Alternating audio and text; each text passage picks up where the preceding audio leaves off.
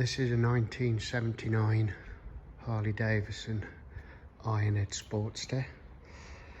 It's a project bike. I've not had it running.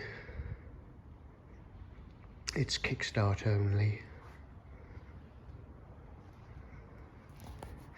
The engine does turn over.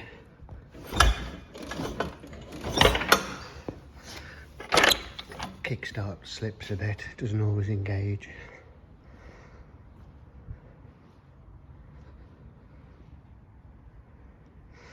The gears select and the clutch works.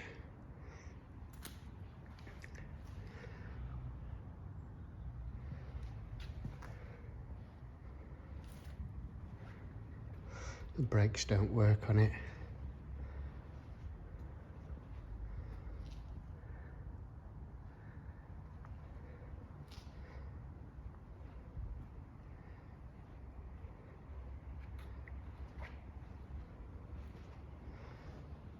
Looks complete.